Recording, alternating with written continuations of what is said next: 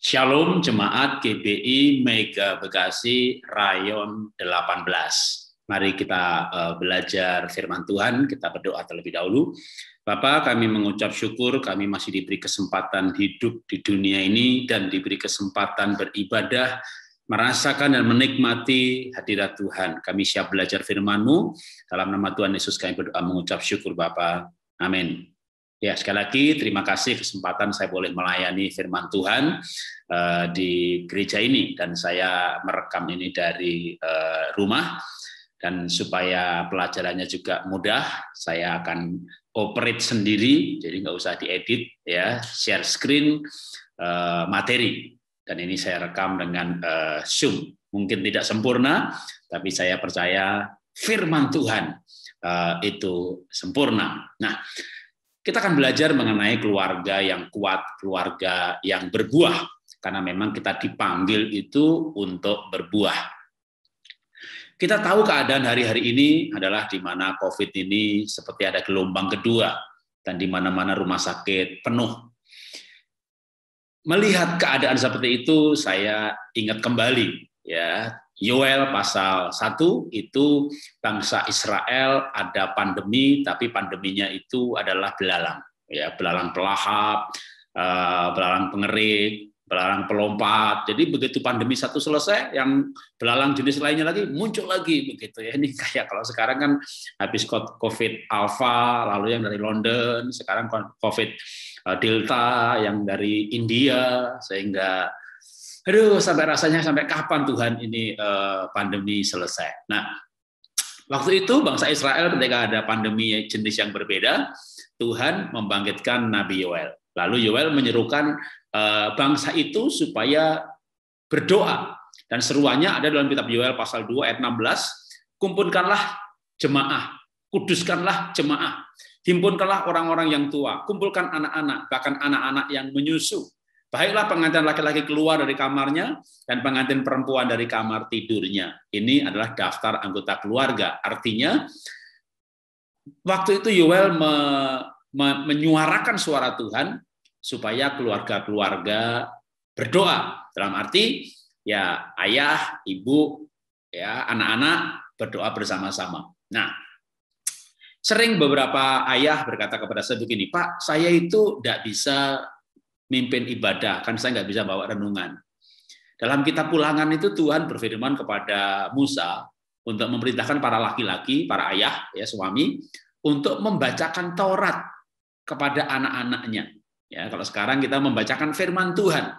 Saya yakin zaman sekarang ini sudah jarang ada orang yang buta huruf nggak bisa baca. Jadi kalau Bapak, Ibu bisa baca, nggak bisa menjelasin ayat, dibaca saja.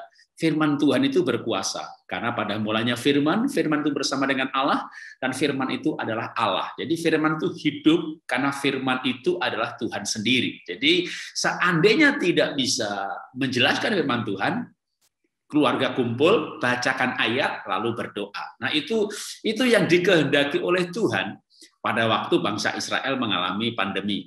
Dan ketika mereka melakukan, maka kita melihat kisahnya, akhirnya bangsa Israel dipulihkan. Dan itu saya percaya kita harus melakukan hal yang sama. Suami saya nggak mau, Pak. Udah ibu dengan anak. Jadi mulai saja dengan siapa yang mau diajak berdoa. Kenapa? Karena keluarga yang kuat bukan terdiri orang-orang yang hebat, tetapi orang-orang yang saling membutuhkan dan mendoakan. Sehingga mengalami kuasa Tuhan yang hebat. Karena yang hebat adalah Tuhannya. Nah, kita lanjutkan. Tadi saya katakan kita akan berbahas hari ini sebenarnya mengenai keluarga yang berbuah. Tapi saya awali dengan keadaan hari-hari ini, di mana pandemi ini seharusnya membuat kita sekeluarga saling mendoakan, saling mensupport. Bahkan mungkin kalau saya mau kesaksian sedikit, ya, saya memberanikan diri untuk bercerita bahwa hari ini adalah waktu saya rekaman, ya, nanti akan ditayangkan hari Minggu, ya berarti ini sudah beberapa hari yang lalu waktu Bapak Ibu mendengar saat ini, ya. Saat saya rekaman ini hari ke-7 anak saya positif COVID. Rumah sakit penuh, waiting list, sehingga akhirnya saya merawat di rumah sudah 7 hari. Saya tetap antusias melayani Tuhan karena saya percaya itu panggilan hidup saya untuk melayani Tuhan. Dan saya percaya pada Tuhan yang menyembuhkan. Justru membuat kami sekeluarga berdoa bersama-sama. Kita doakan anak-anak saling mendoakan. Jadi apapun yang terjadi, kita tidak menyalahkan Tuhan, tidak menyalahkan keadaan, tidak menyalahkan pemerintah, tapi kita melawan COVID dengan imunitas yang Tuhan berikan. Sukacita, pengharapan, damai sejahtera, rasa tenang, rasa aman. Tentu memang ada spot jantungnya, ya, waktu anak saturasinya turun, suhunya naik, sampai tidur nggak bisa, orang bilang Jawa nyap-nyapan. Tapi sekali lagi, dengan percaya Tuhan, maka kita memiliki damai sejahtera yang melebihi orang-orang yang tidak percaya Tuhan. Nah, jadi kalau saya berbicara perlunya keluarga saling mendoakan dalam keadaan pandemi ini, saya bukannya tanpa mengalami. Ya, Tuhan akhirnya izinkan juga. Kami sih berdoa supaya tidak mengalami, tapi ternyata 7 hari yang lalu anak saya dites dan positif. Ya, kita lanjutkan lagi. Ya, kita dipanggil untuk apa sih? Firman Tuhan mengatakan Paulus dalam kitab Filipinya, karena bagiku hidup adalah Kristus dan mati adalah keuntungan. Tetapi jika aku harus hidup di dunia ini, berarti bekerja memberi buah. Jadi kita tuh dipanggil untuk berbuah. Nah, saya akan bawa hal ini kepada keluarga. Ya, Lukas pasal 15 ayat 10 berkata bahwa aku berkata kepadamu, demikian juga akan ada sukacita pada malaikat-malaikat Allah karena satu orang yang bertobat. Satu orang masuk kerajaan sorga. Nah, itu namanya buah kerajaan. Nah, karena itu panggilan untuk berbuah ini mestinya terjadi dalam keluarga. Ya, akan saya bacakan dulu yang saya dapatkan dari 2 ayat ini. Ya, mengenai panggilan berbuah ini, maka saya berikan sebuah kalimat atau orang bilang quote. Tujuan hidup yang mulia akan memberi kekuatan menjalani kehidupan, termasuk menjadi anak nilai-nilai kehidupan sesuai firman. Jadi ketika saya istri, ya paling nggak mulai dengan saya, Tuhan, saya ini hidup ini untuk berbuah. Dan tadi dikatakan bahwa malaikat di surga akan bersukacita kalau ada satu saja orang diselamatkan. Nah, orang yang masuk surga karena pengaruh kita itu namanya buah kerajaan. Nah, mestinya ya, atau alangkah indahnya kalau ayah ibu yang melahirkan anak di dunia itu juga membuat anak dilahirkan kembali masuk kerajaan sorga, sehingga ayahnya adalah ayah rohaninya. Itu akan membuat keluarga itu kuat sekali. Kenapa kuat sekali? Kan nanti anaknya makin lama makin besar, sadar bahwa saya itu masuk sorga karena apa-apa. Sampai kekekalan nanti pun orang tua akan berterima kasih kepada orang tuanya. Jadi keluarga yang kuat, selain saling mendoakan, dimulai dengan saling menyelamatkan. Maka kalau suami bertobat, jangan ceraikan istrinya, diselamatkan. Istri bertobat, jangan ceraikan suaminya, diselamatkan. Itu nanti begitu dia sadar pentingnya kekekalan keselamatan, dia akan berterima kasih sekali. Saya kasih contoh. Saya ini dulu bukan Kristen. Kakak-kakak saya bertobat duluan. Lalu suatu ketika saya ikut KKR-nya almarhum Jeremy Arif. Ya, saya sebut Kak Yer. Jadi saya ini lahir baru karena beliau. Nanti kalau saya mati masuk surga, saya cari Kak Yer. Kak Yer, saya ini di sini gara-gara kakak. Ya, nah bahkan selama masih hidup dulu Kak Yer masih hidup. Aduh, saya rajin baca bukunya. Artinya saya punya relasi yang kuat sekali karena saya tahu betul saya masuk surga gara-gara dia. Nah, coba gimana kalau misalnya seorang suami itu, aduh, saya ini masuk surga karena istri saya, loh ya, atau kebalik ya, istri berkata, aduh, aku bersyukur punya suami yang bawa saya ke surga. Atau anak-anak berkata bahwa, terima kasih Tuhan, aku punya papa mama yang bawa aku ke surga. Itulah yang saya sebut dengan keluarga yang kuat, keluarga yang berbuah. Dan buah itu nomor 1, buah kerajaan, di mana ada orang lahir baru karena pengaruh kita. Kita berbuah dari keluarga. Keluarga yang berbuah adalah keluarga yang kuat. Ya, kita lanjutkan lagi mengenai keluarga yang berbuah, keluarga yang kuat. Saya akan mulai sedikit teologis dari Kejadian pasal 1 ayat 27. Maka Allah menciptakan manusia itu menurut gambarnya, menurut gambar Allah diciptakannya dia, laki dan perempuan diciptakannya mereka. Jadi Tuhan menciptakan manusia itu seperti rupa dan gambarnya Tuhan.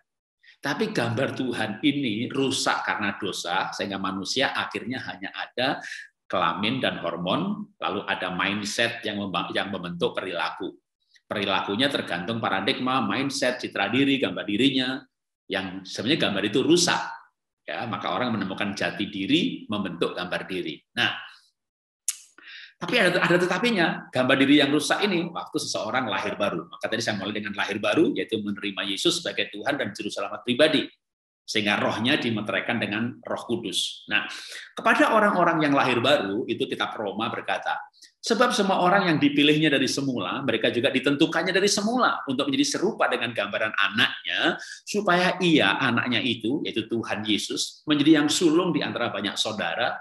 Jadi seperti kita ini menjadi anak-anak Tuhan, bukan berarti Tuhan beranak gitu ya, tapi kita anak Tuhan dalam pengertian rohani. Nah, kita akan menjadi kembali seperti Adam sebelum jatuh dalam dosa. Nah, maka begini, manusia diciptakan seperti gambarnya Tuhan. Gambar Tuhan rusak karena dosa. Karena lahir baru, roh kita diperbarui, dan kita akan bertumbuh ke arah Tuhan Yesus waktu dia jadi manusia. Kita tidak akan menjadi seperti Tuhan, tapi seperti waktu Tuhan, firman itu menjadi manusia. Atau seperti Adam sebelum jatuh dalam dosa. Nah, konsep ini saya bawa dalam keluarga, ya, terutama dalam pernikahan.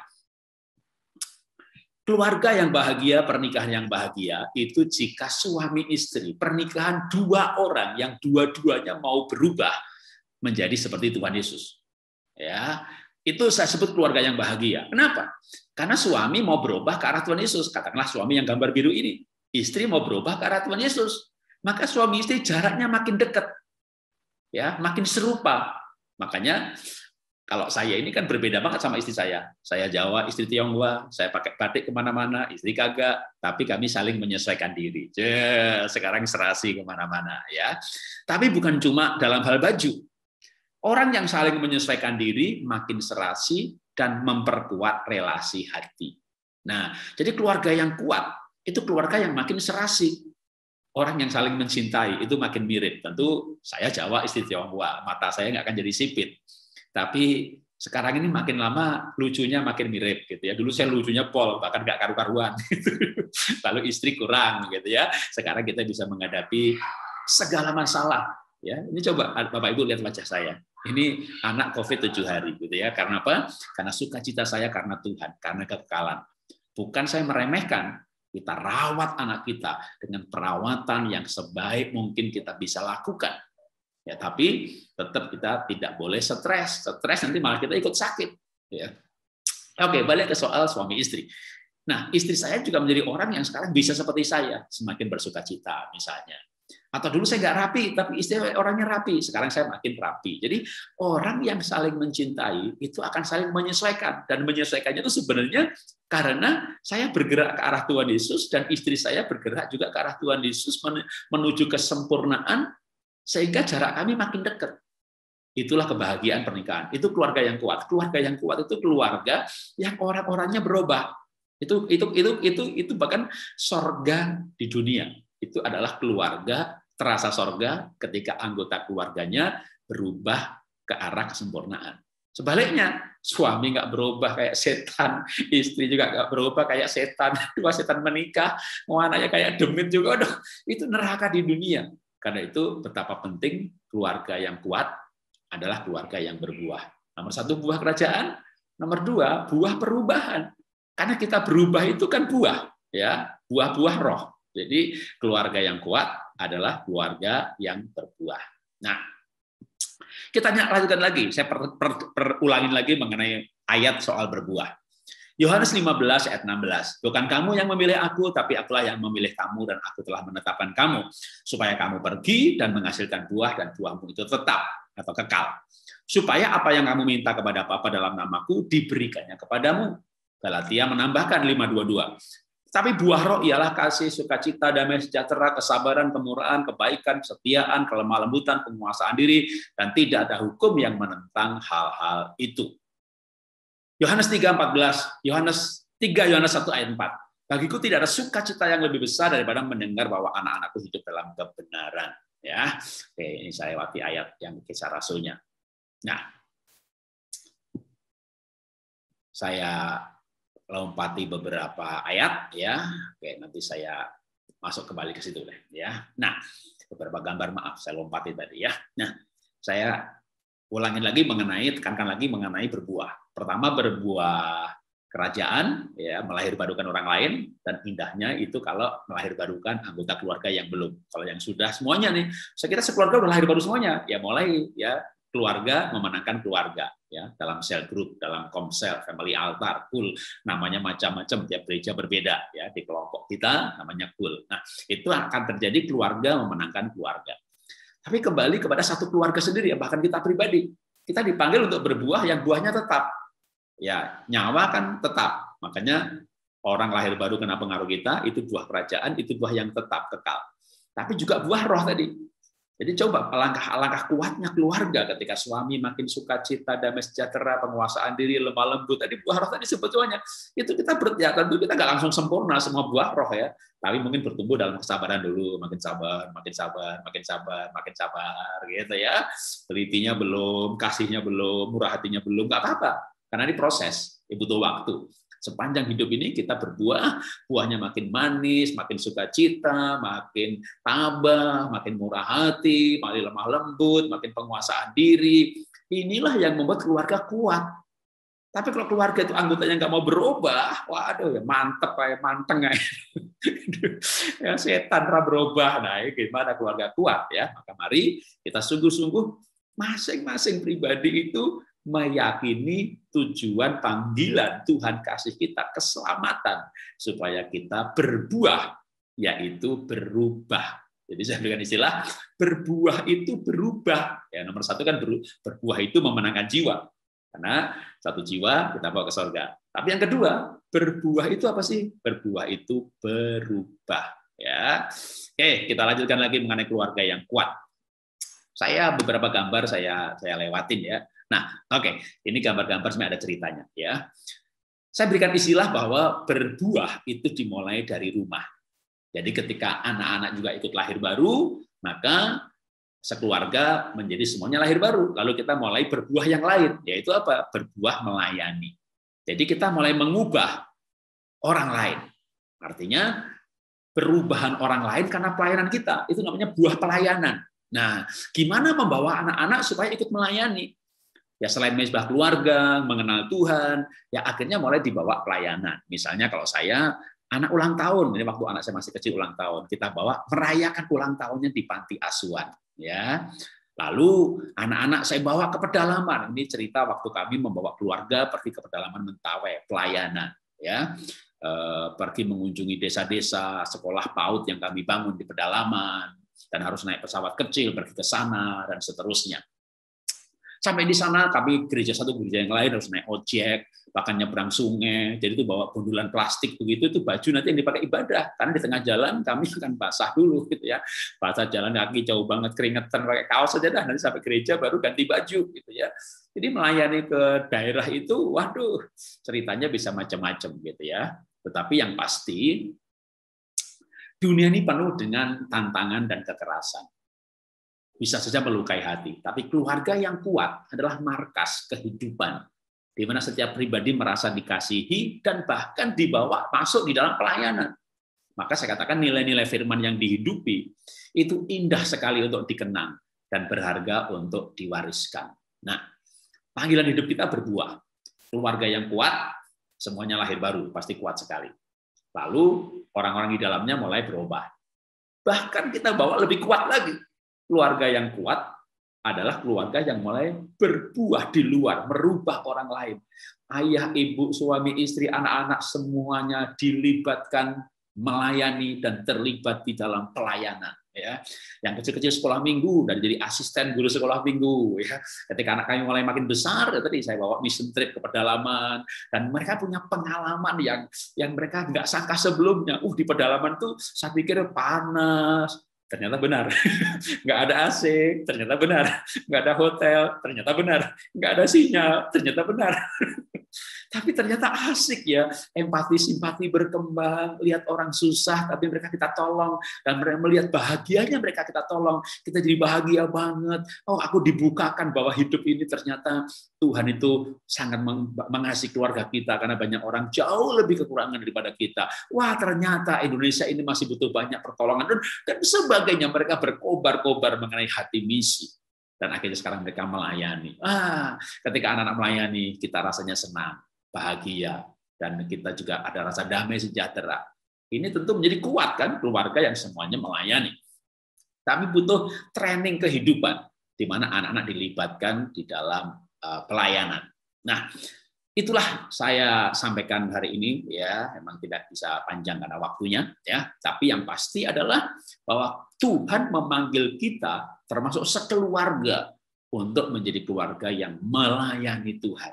Nah, tapi ada juga ya keluarga yang melayani masing-masing sibuk, lalu malah keluarganya nggak kuat. Nah, tunggu ya, ini nggak boleh melayani sampai keluarga terganggu. Ya, nanti anaknya bilang, nih papa bukan pelayanan, nih pelarian, nih nggak betah di rumah. Jadi kita tetap harus punya urutan prioritas yang benar, di mana Tuhan pribadi, saat teduh pribadi, ya, penyembahan pribadi, baca Alkitab pribadi, sebagai hubungan pribadi dengan Tuhan sebagai prioritas. Lalu kita harus melayani keluarga sebagai prioritas. Tapi kan nggak boleh berhenti sampai di situ. Ya, keluarga yang kuat adalah juga keluarga yang semuanya melayani Tuhan. Ya, baik melayani di dalam keluarga, saling melayani satu dengan yang lain, atau memang terlibat dalam pelayanan. Karena ketika setiap orang terlibat dalam pelayanan, masing-masing diproses dalam pelayanan, dituluskan, dikuduskan, didewasakan, dimurnikan motivasinya, dan itu akan membuat sekeluarga nanti akhirnya menjadi imam-imam di hadapan Tuhan. Mari kita berdoa. Bapak, kami mengucap syukur buat pelajaran hari ini. Biarlah di tengah pandemi ini kami tidak berhenti giat melayani Tuhan. Sebaliknya, kami justru menyala-nyala semangat melayani Tuhan, dan keluarga kami menjadi keluarga yang kuat karena kami saling mendoakan, saling menyelamatkan. Keluarga yang masing-masing berubah di hadapan Tuhan, sehingga yang lain bahagia karena perubahan kita. Dan kami percaya Tuhan, keluarga kami akan dibawa Tuhan kepada keluarga yang melayani Tuhan, menjadi imam di hadapan Tuhan turun-temurun. Dalam nama Tuhan Yesus saya berdoa mengucap syukur. Amin. Terima kasih untuk kesempatan berbagi firman Tuhan. Tuhan memberkati.